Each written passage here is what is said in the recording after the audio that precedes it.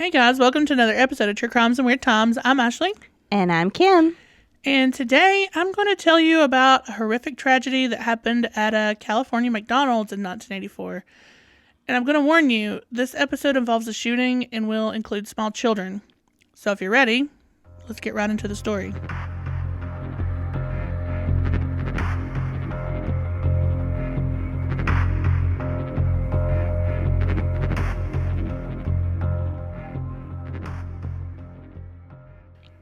On July 15th, 1984, James Shuberty told his wife, Etna Huberty, that he feared he may be mentally ill. 2 days later, he called a San Diego mental facility to request an appointment. He left his details with the receptionist and was told someone would contact him within a few hours. They never called back. See, the receptionist mistakenly wrote down his name as Shuberty, and because he seemed to have a polite demeanor over the phone and he had mentioned he'd never been hospitalized before for mental health issues, his call had been marked as a non-crisis call that was to be handled within the next 24 hours. That's really frustrating. Yeah. I didn't know that I would just assume all calls would be a crisis call. Well, it's 1984. I'm trying to remember that. Mental health issues That's true. Are not a big deal yet. Yeah, that's true. It irks me. Oh, yeah, me too. According to his wife, James sat by the phone quietly for several hours, waiting for the call back. He just seemed to have gotten fed up and abruptly left his home on his motorcycle. About an hour later, he returned in a better mood, and he ate dinner with his family, and they rode bikes as a family at a nearby park. The next day, which was July 18th, James and his family visited the San Diego Zoo. During their visit, James told his wife that his life was, quote, effectively over, and that, quote, society had their chance, which should have been a red flag anyway. Yeah, as a wife hearing that, I feel like I would have done something, which, like I said, 1984 wasn't really talked about mental illnesses and stuff, but still, I think you would know your husband well enough to be like, okay, let's do something. Yeah, well, he has quite a history. We'll talk about it in a second. Okay. They ate at a McDonald's afterwards and then returned home. Later that day, James walked into his bedroom where Etna had been resting, and he leaned down to give her a kiss. "I want to kiss you goodbye," he said. So Etna kissed her husband and asked where he was going. He replied with, "Going hunting. Hunting for humans." And she just let him leave? I guess. I would have called the cops. Yeah. That would have been... Husband or not. I mean, that's a big red flag. Bigger than the one at the zoo. Yeah, he yesterday called a mental health crisis line, and today he told you he's hunting for humans, and you're just like, okay, bye. Love you. Love you. Have a great day. Yikes. As he made his way out of the door with guns and ammunition strapped on, he told his eldest daughter, Zelia, who was just 12 at the time, "Goodbye, I won't be back." So here he is saying he's hunting humans, telling his daughter he's not coming back, and leaving with a gun and ammunition. And no one in this house is trying to stop him or calling the police. I guess not. But as a 12-year-old, that is totally unfair. Yeah, for her, no, she's 12. Yeah, but the wife... I'm not putting any blame on her, but like... The wife should have, like, I don't know. Maybe she was afraid. I don't know anything about her. Maybe she didn't. There's no way she didn't see the signs. But, like... He's literally telling her. He's literally saying he's going to go kill people and taking guns and ammunition. Like, yeah. The biggest thing is he literally has guns and ammunition strapped on. It's not like, oh, well, he's just talking. Yeah. He's just in one of his moods. No, he has the equipment needed to shoot up someone. Yeah. I don't know. Maybe she didn't believe him. I don't know. Maybe not. Eyewitnesses state that James drove down San Ysidro Boulevard. He first went towards a local supermarket, then he went towards a U.S. post office, and then he finally entered a McDonald's parking lot across from his Avril Road apartment. So this was like within walking distance even. Wow. But before we get into all of that, let's talk about James Shuberty for a minute. Maybe get an idea of maybe where his headspace was, or at least get an idea of who he was. James was born in Canton, Ohio on October 11th, 1942. His parents were devout Methodists and regularly attended church. When James was just 3, he contracted polio and was required to wear steel and leather braces on both of his legs.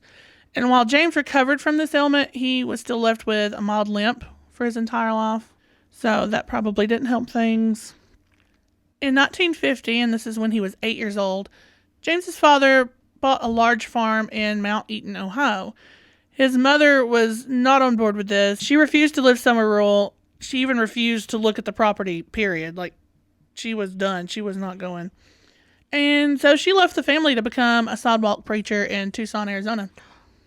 Well, wow. Yeah, he was 8. And his mom just gone. I'd rather go move far away and do sidewalk preaching than live in the country with my family. I guess so. Maybe there's got to be more to it than that. Maybe. But naturally, this emotionally devastated James. Well, yeah, Yeah. God. His father even recounts finding him slumped against the chicken coop on their farm, just sobbing. Oh, He missed his mom, who just left. I know. That really hurts. You're making me feel bad for the murderers. That's what I do. That's why me and Ed Kemper, I can't get over that one. So, I mean, all of this within the first few years of his life. It's no surprise that he grew up to be a sullen child. He didn't have a lot of friends. And as someone with not a lot of friends, he had to find something that would keep him busy. Yeah. You know, to occupy his time. So a hobby that kept him busy was target practice. And he did this even through his teens, and he was pretty much an amateur gunsmith. Because of his limp and his family's devout religious beliefs and the fact that, you know, he just didn't really socialize with people, James became an easy target for bullying in high school. Fortunately, though, he still graduated an average student in 1960, albeit he was a bully child. So imagine how he's going to grow up.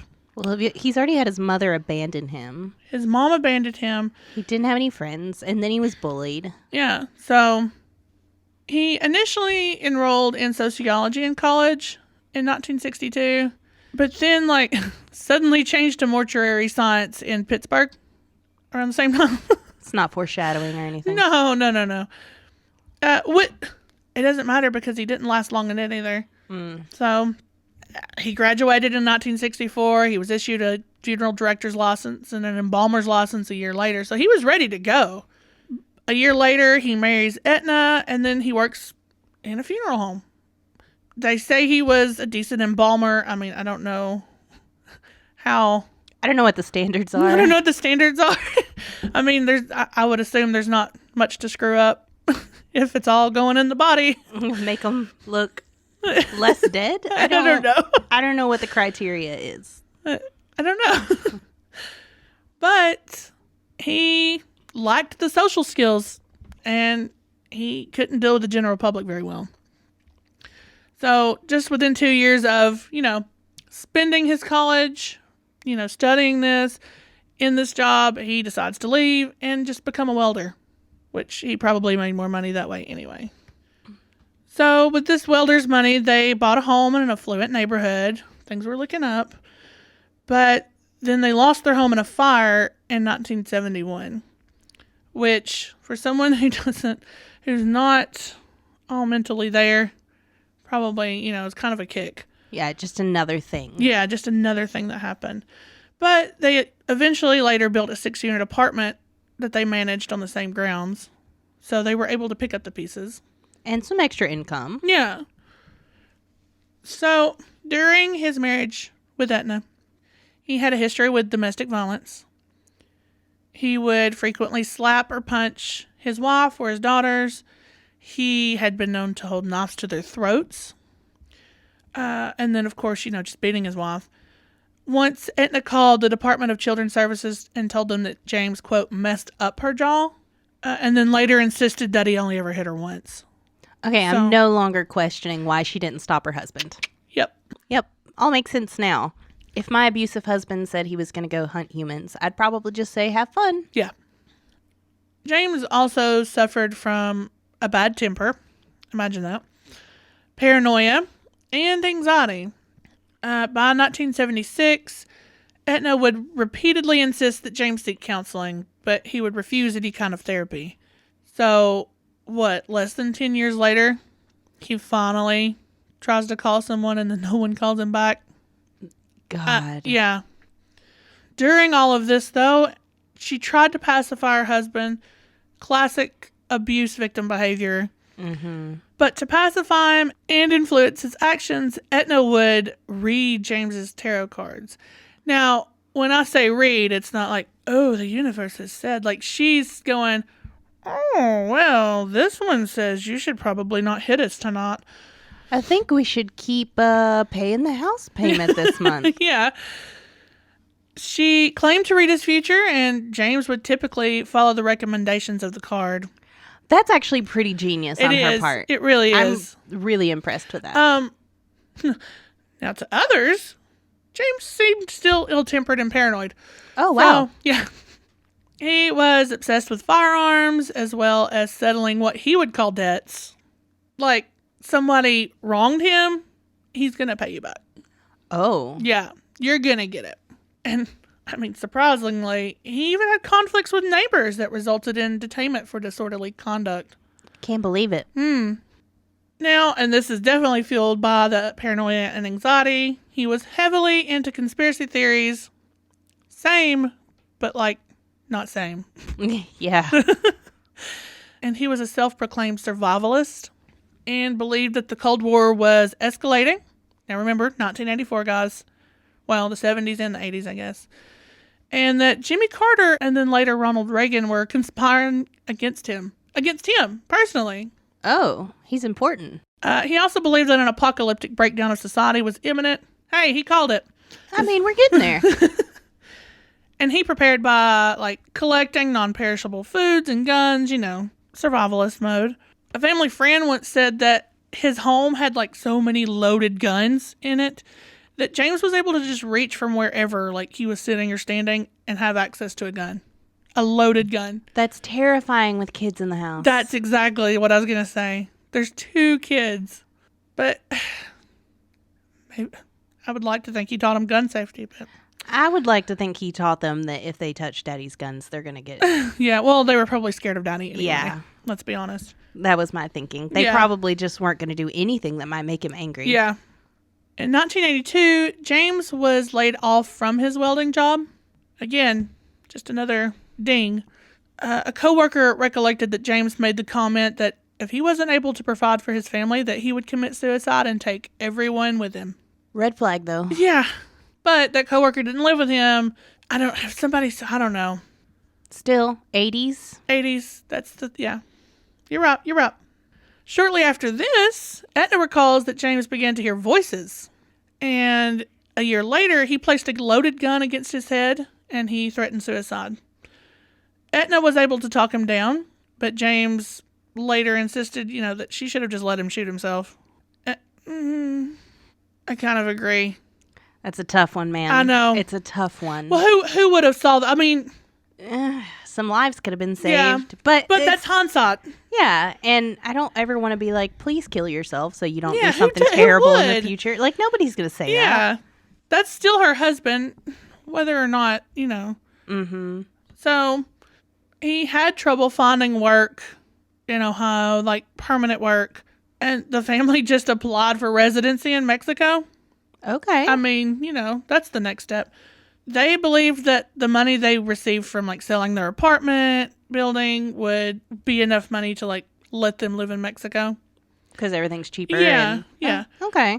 I mean, I see the idea. Mm-hmm. But I think it was just all the quickness. Like, they didn't... That seems like a pretty big impulse decision. Very impulsive. In October of 1983, it literally wasn't that long later... They just completely uprooted their life. They threw all their furniture and stuff in a warehouse, and they moved to Tijuana. But James couldn't find work down there either, and he quickly regretted that decision. So within 3 months, the family moved to San Ysidro, California. Now, San Ysidro, I don't know how it is these days, but back in the 80s, it was a poor district of San Diego, and it was just north of the U.S.-Mexico border. James, I'm just going to say it being who he was irritated by the fact that his family was the only white family in the apartment complex they lived in. And he was known for being ignorant, which is probably the nicest way to say it. He was a racist? Yeah. Towards his neighbors. And, like, he would try to start arguments and stuff with them. By the next year, James finally gained employment as a security guard in Chula Vista and earned enough money to move all their furniture from Ohio in storage and also move into an apartment on Avril Road, which is the one that they stayed in. However, on July 10th, my birthday, I like it when I find my birthday, sorry. James was unfortunately let go from this job for poor work performance and general physical disability. I'm assuming maybe the limp. Yeah. It probably didn't help things. As a security guard, I would assume they would need to be able to patrol around and yeah. I'm going to say this is the reason he snapped. I mean, like I said, all of this stuff is just kind of adding up and he'd had enough. I mean, I can see the frustration, but to go and do what he did is not. But he was very clearly very mentally ill. He was really unhinged, and he had been for years. Yeah. So, that's James in a nutshell. You can kind of see where this is going in his head. Not an excuse, but I want to bring the mental illness part to light because it is a serious thing. Mm-hmm. And when little things like that happen, it's just life. Yeah. It's what happens. But like, this had been going on since literally 3 years old. Yep. 8 years old. Middle school. High school. As an adult, he couldn't keep a job. He has a family, 2 daughters that he has to support. Yep. It all just kind of adds up in the end. But also he believes that like the world is about to end and that people are, the president is conspiring against him and hearing voices. Yeah. And see, all of these things, that, like I said, that's all life. And then then you still have the underlying mental illness. He had things wrong with him. Mm-hmm. And he should have seen somebody sooner. Yep. Back to the day of. And this is where it's going to get rough, guys. So strap in. At about 3:56 p.m. on July 18th, James drove his black Mercury Marquis. And I added that because I haven't seen a Mercury Marquis in a long time. Mm-hmm. But he pulled into the McDonald's parking lot on San Ysidro Boulevard. With him, he had a 9mm Browning HP semi-automatic pistol, a 9mm Uzi carbine, a Winchester 1212 gauge pump action shotgun, a box, and a cloth bag full of just hundreds of rounds of ammunition for each one of these weapons. I know what those guns are. I don't know much about them. Right. But those are some serious weapons. Yeah, he's packing for real. James then exited his vehicle and entered the restaurant just a few minutes later to find 45 people inside. Oh, no. Mm-hmm. He aimed his shotgun at 16-year-old John Arnold, who was behind the counter. Assistant manager Guillermo Flores shouted, "John, that guy's going to shoot you." But when James pulled the trigger, nothing happened. Which I'm going to assume probably made James even more upset. Oh, yeah. He probably flipped at this point. He looked down to check the weapon when 22-year-old manager Neva Kane walked towards John at the counter. John thought it was some kind of joke. He began to walk away. He's like, "No, this is disgusting, dude." But then James fired the shotgun at the ceiling before pointing the Uzi at Neva and shooting her once just below the left eye. She died minutes later. So she was the first. No one called 911 when he came in with all these weapons? One, it's the 80s.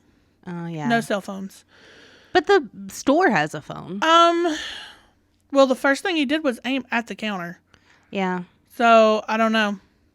James then fired a shotgun again at John. It shot him in the chest and the arm. James then shouted at everyone to get on the ground and referred to everyone as dirty swan, Vietnam assholes.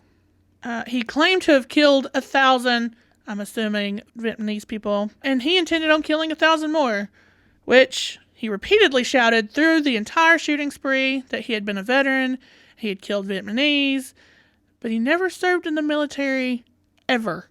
Yeah, serious mental illness going on here. Yep. Just then, a customer, 25-year-old Victor Rivera, tried to talk James down, asked him, please don't shoot anyone else. You know, we're just probably, I picture like, we're just here with our families. Please don't shoot us. Please don't kill us. Mm-hmm. This made James angry. He shot Victor 14 times while shouting at him to shut up. Oh, my God. Mm-hmm. So, naturally, employees and customers started to scatter. They tried to hide under tables, booths, counters. James turned to a group of 6 women who were huddled together, hiding under a table, I believe. He first shot 19-year-old Maria Colmenero Silva in the chest, killing her instantly. He then fatally shot 9-year-old Claudia Perez in the stomach, cheek, thigh, hip, leg, chest, back, armpit, and head. Oh, my God. Claudia's 15-year-old sister, Imelda, was shot once in the hand. He then shot at 11-year-old Aurora Pina with his shotgun and wounded her in the leg. She was actually shielded by her pregnant aunt, who was 18-year-old Jackie Reyes, and she was shot 48 times with the Uzi. Next to her, Jackie, her 8-month-old son, Carlos Reyes, sat up and began to cry because he's a baby. James shouted at the child and then killed the baby with a single pistol shot to the center of the back. Yeah. Sorry, guys. I don't have a lot to say right now. I had to stop and start this several times. This is rough. James then shot 62-year-old trucker Lawrence Verlouis, killing him, and then he turned his gun on a family nearby the play area. They were trying to shield their son and his friend who was with them underneath the table. 31-year-old Blythe Reagan Herrera was shielding her son Mateo under one booth, while her husband Ronald shielded Mateo's friend, 12-year-old Keith Thomas, under another. Keith was shot in the shoulder, arm, wrist, and left elbow, but he wasn't seriously wounded. Ronald was then shot 6 times in the stomach, chest, arm, hip, shoulder, and head. He also survived. However, Blythe and Mateo were shot numerous times in the head and did not survive. So they had to watch their friend and his wife and son murdered, and they couldn't do anything about it. These babies. Mm-hmm. Mm. And, I mean, think about it. It's a McDonald's. You know how many kids, families? Ugh. Anyway. Under another booth were 24-year-old Guadalupe Del Rio, who was actually backed up against a wall behind 2 of her friends, 25-year-old Gloria Ramirez, and 31-year-old Aristelcy Vargas. Guadalupe was hit several times, but she wasn't seriously wounded, mainly because her 2 friends were in front of her. Gloria was actually unhurt, but Aristelcy received a single shot in the back of her head. She was the only one who had been fatally shot to make it to the hospital, but she ended up dying the next day as well. James then made his way to another booth and shot and killed 45-year-old banker Hugo Velazquez with a single shot to the chest. Now, this is just within 4 minutes of him arriving. That's mind-blowing. Yeah. All of this in 4 minutes. Yeah. He went in, no pun intended, guns blazing. Calls to emergency services actually began at around 4 p.m. when one of the kids that were shot was brought into a nearby post office. So I assume some people were able to run out. I would assume people were leaving and as he was shooting. However, the dispatcher directed officers to the wrong McDonald's. It was only 2 miles away.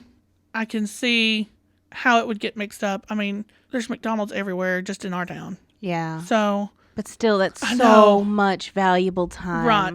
This caused a delay in lockdown. It meant that the only warning anyone was getting outside of the restaurant was passersby screaming at them, don't go in there, don't go in there. You know what I mean? Mm-hmm. Just after like 4 p.m., Lydia Flores had pulled up to the restaurant and saw through the food pickup window the shooting. She watched some of it happen. She panicked. She reversed her car until she crashed into a fence. She took her 2-year-old daughter, and they hid in some bushes nearby until it was all over. They just went and hid. Smart. Yeah, I know. My first instinct is like, drive away. You're in your car, but like you'd have to drive past the front of the restaurant, which is all windows. Yeah. It's exactly what I pictured. At around 4:05 p.m., Astolfo and Maricela Felix drove up to the restaurant. Astolfo noticed the shattered glass, but he just assumed that, like, maybe the restaurant was under some kind of renovation, or they were fixing the window, you know what I mean? And then he noticed James walking towards the vehicle, but again, he just assumed, like, this is a repairman. Maybe he was coming up to say, hey, we're closed today, or, you know, something. However, James fired a shotgun and the Uzi at the couple and their 4-month-old daughter, Carlita. Oh, my God. He struck Maricela in the face, arms, and chest. It blinded her in one eye and left her hand permanently unusable. Carlita was critically wounded in the neck, chest, and stomach at 4 months old. Astolfo was injured in the chest and head. Astolfo and Maricela staggered away from James's line of sight to get away from him. And Maricela handed their baby to Astolfo, but of course Astolfo's hit too, so he just handed the baby to a woman named Lucia Velasco before he collapsed. So he just handed it over to somebody who was there, who could help. So are these people just all in the parking lot? Did they get away from the McDonald's before they gave the baby away? I would assume that there's probably people around going, oh, what's going on? You know how... Yeah, onlookers. Yeah, onlookers and stuff. I don't know. Maybe they made it to a parking lot next door or something. It's possible. But Lucia took the baby straight to the hospital while Lucia's husband helped Astolfo and Maricela into a nearby building. And fortunately, all 3 of them survived. Oh, good. Yeah. Someone. Just anyone. Yeah. Anyone. Around the same time, 3 11-year-old boys rode into the McDonald's parking lot just to order sundaes. They heard someone yelling at them. They were, probably telling them to leave, but they didn't quite understand them. They just heard someone yelling. But about the same time, James shot at them with his Uzi and shotgun. Joshua Coleman fell to the ground. He was shot in the back, arm, and leg. He said that he watched his other 2 friends, Omar Alonso Hernandez and David Flores Delgado, on the ground. Omar had several shots to the back, and he had begun to vomit. And David had received several gunshot wounds to the head. Joshua was the only one to survive. The other boys died. He watched his friends die. This might be the most heartbreaking case we've ever done. Yeah. This is worse than a lot of the kid ones. Yeah, this one's tough. This next one's going to be a little rough too. James then noticed an elderly couple making their way to the entrance of the restaurant. 74-year-old Miguel Victoria Ulloa. Was he still inside the restaurant, or was he out in the parking lot now? The way they made it sound like he was probably walking around. The glass is shattered in there. He could easily walk in and out of the restaurant. Yeah. Probably both. Probably both, just kind of making his way around. Well, my thoughts were just that if these people have been shot, I mean, there's people everywhere who were shot. How are people not noticing? I assumed maybe some of them were in the parking lot, but maybe not. Well, I was trying to picture McDonald's. This one had a play area. That could have been shielding some of it because, play areas were usually in the front. Although I'm also picturing this happening over the course of, a long time, but it's not. I did the same thing. This is all within 10 minutes? Maybe, 10, 20 minutes. So, yeah, I guess that's not really a lot of time to notice things. They could have already been in the parking lot when it started and not even... Yeah. Oh. It just sounds like a lot of time has passed because a lot of people have been shot and injured. But it has all happened very, very quickly. Yeah. So just as 74-year-old Miguel Victoria Ulloa was grabbing the door to hold open for his wife, 69-year-old Ada Velasquez Victoria, James fired a shot at Ada's face and killed her, and it wounded Miguel. A survivor of the shooting later recalled seeing Miguel cradling his wife Ada, wiping blood from her face, and shouting at James. James then approached Miguel, swore at him, and killed him with a shot to the head. Literally holding his dead wife in his arms. Oh, my God. And, I already have a soft spot for elderly people anyway, and that one just kind of broke my heart. The whole thing has broke my heart. Yeah, families, kids, God. Especially little babies. Yeah. We're going to make it through, guys. So after about 10 minutes after the first call was made to 911, police finally arrived at the correct McDonald's. So this is, again, just a course of 10 minutes. The first officer on the scene was Miguel Rosario, and he was able to give information to the San Diego Police Department just before James began to fire at his car. And it doesn't say that he was injured at all. I think he just was shooting at his vehicle. Officers were then immediately on the scene. They began the lockdown process, and they deployed 175 officers in strategic places in the area. And then within the hour, this is another hour, SWAT arrived and took positions around the restaurant as well. I guess at least there were already officers there, and they probably evacuated everyone they could. Yeah. Everything was locked down. Whoever was left was whoever was in there. Yeah. But just the fact that there was another hour where he was in there with anybody at all. So at first they were unsure of how many gunmen were there because James was firing so rapidly and alternating weapons so quickly. And of course the shattered windows made it hard to see inside. So they weren't sure what exactly was going on in there. But after finding that there was only one gunman and he wasn't holding any hostages, he was just shooting anyone he came into contact with, police were then authorized to shoot as soon as they could get a clear shot. This part is super infuriating.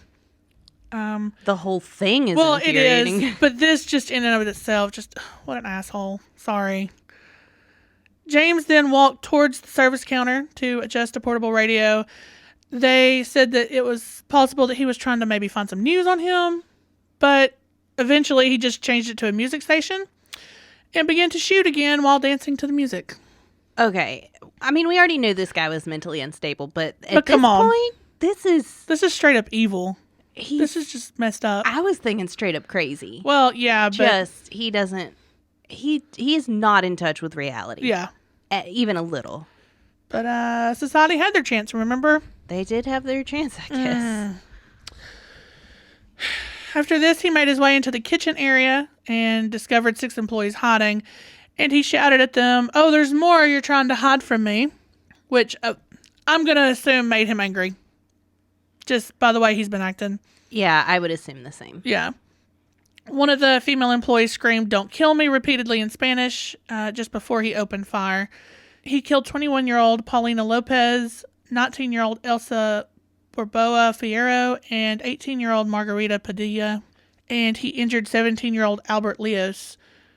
Margarita had grabbed the hand of 17-year-old Wendy Flanagan to run before James fired. Flanagan was able to escape to a basement utility room, which actually had 4 other employees inside and also a female customer. So they had a really good hiding spot. Albert actually joined them later. He had crawled to the room after being shot 5 times. Oh my God. Yeah.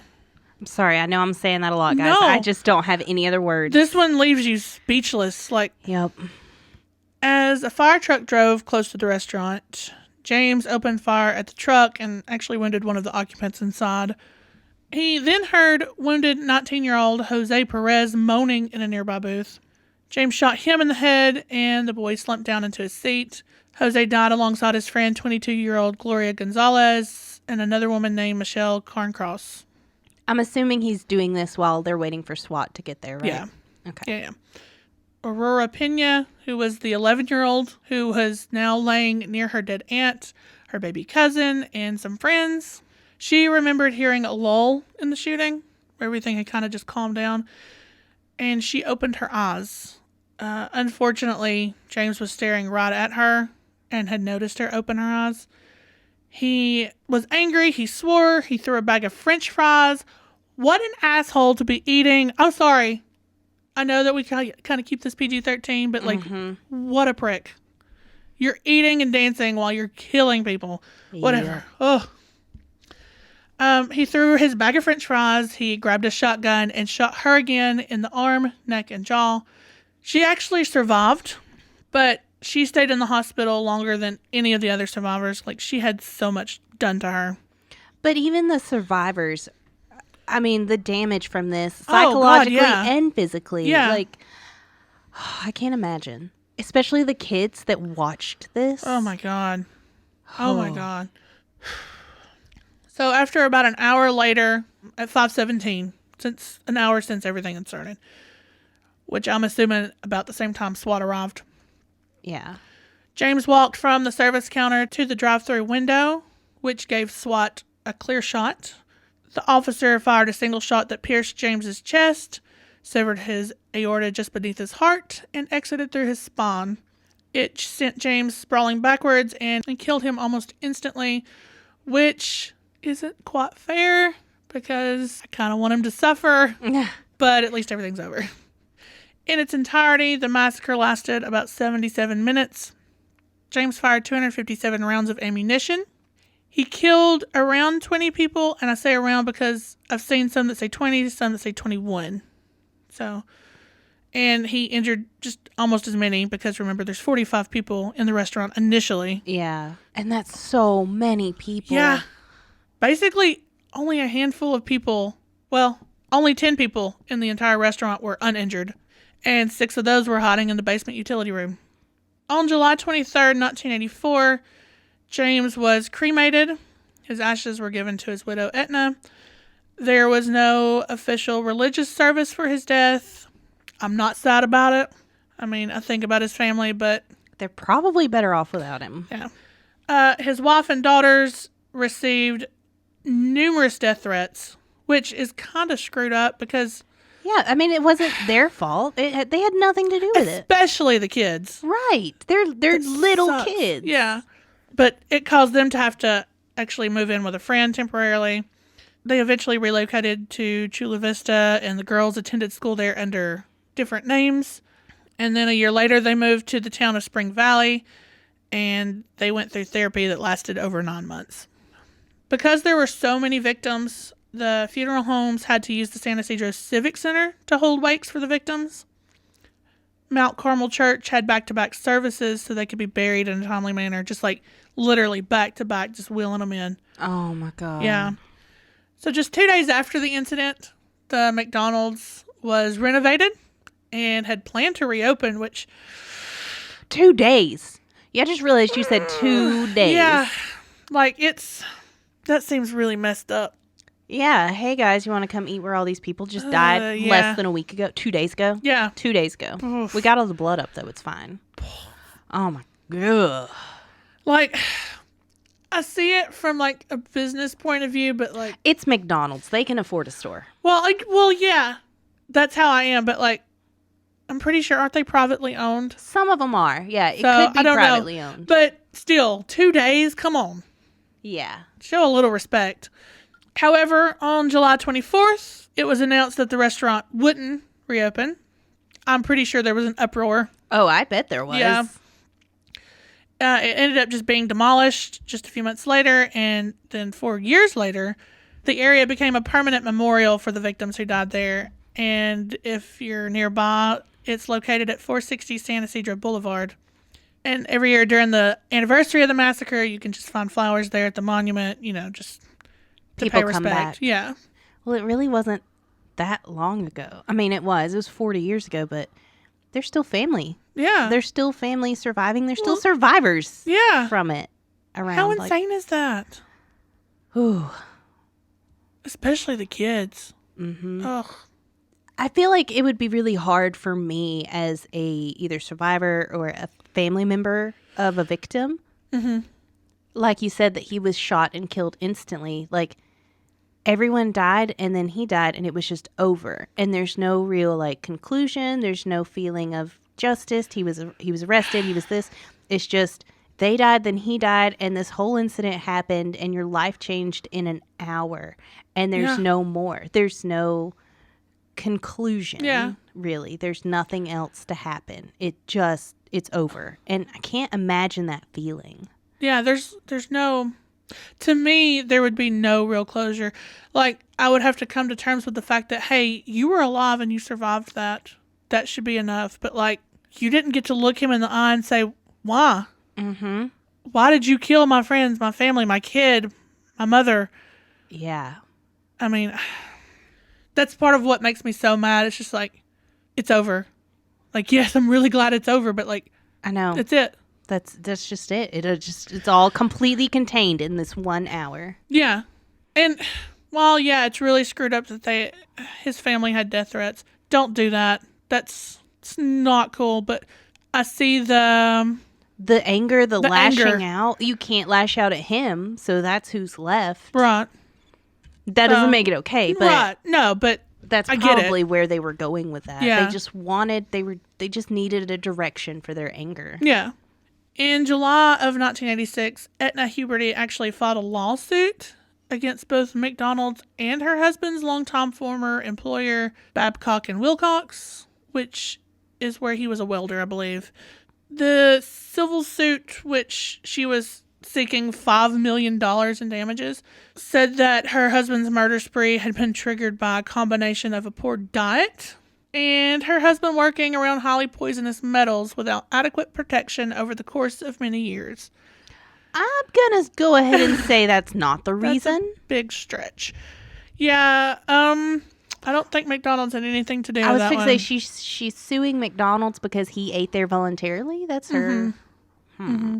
Apparently they ate there quite a bit, but well, it was across the street, right? Oh well, yeah, and it was cheap food, I'm sure. So, but that's not McDonald's fault. They're not forcing you to eat. You know not food. to eat McDonald's. Quit it. We all know not to eat it.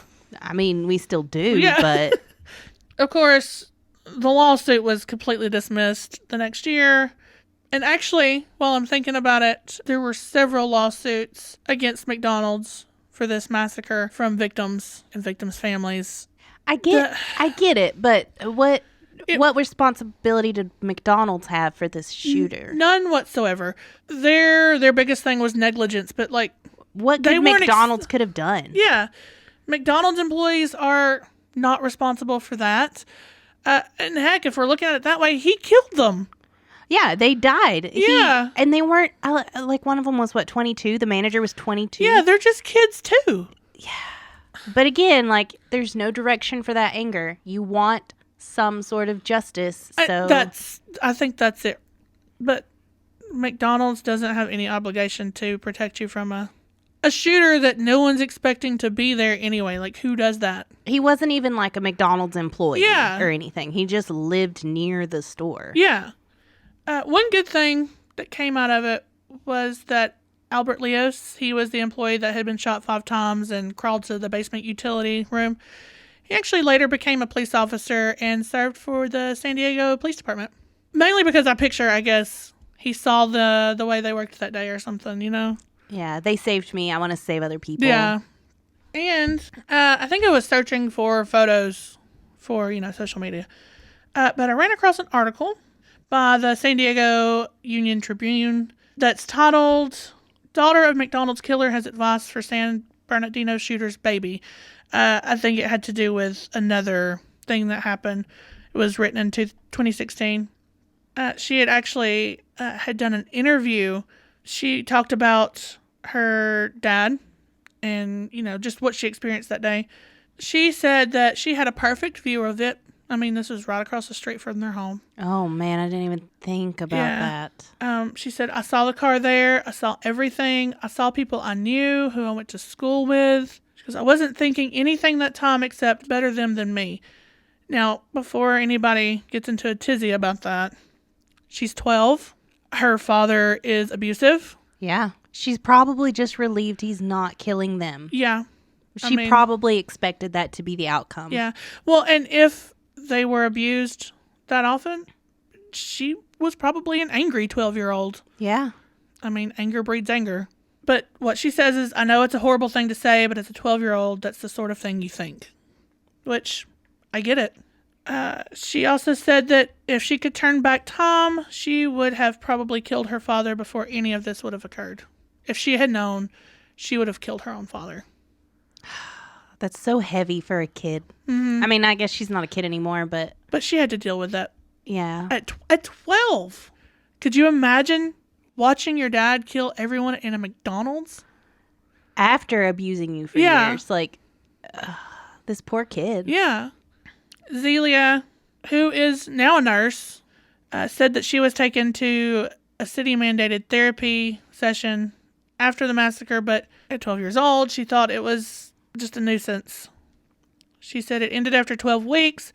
She never returned. She did have a lingering fear that she would turn into her father. I'm assuming all the rage she felt. I mean, I can't claim to know what she felt, but like, that's Why wouldn't you be angry? Mm-hmm. She said that her vocation helping others has helped her put the past behind her. She said, that's been my own therapy. And she said that she's moved on with her life.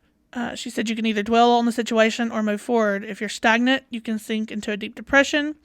For me, I didn't go down that route. I moved forward and proceeded with life, the normal aspects of life, family, friends, and work. She said that she was treated poorly by a lot of people when they found out who her dad was. And of course, mentions going to school under assumed names. She said she now goes by her real name and she still gets comments, but she says once they get to know me as an individual, they know I'm all right. So it was just nice to see something about them later, I guess. I'm glad she's doing well. Yeah. As well as you can, probably. Yeah. And I couldn't find anything about the younger daughter, which that's fine. She was, I'm not sure what the age difference was. I don't know how young she was. She might have been too young. Yeah. But I'm glad Zelia, she was the one who dealt with it the worst, I would assume. She saw her own father leave, saw what he did. So at least she seems to be doing okay. Well, this was terrible. You're welcome. Sorry. I should have done it before. I do want to thank Ashley for sending me this story. She sent it to me a while back. Thank you to her. And, if you have any... Yeah, thanks, Ashley. Yeah. If you have anything mean to say, take it up with her. But that's that story. Eesh.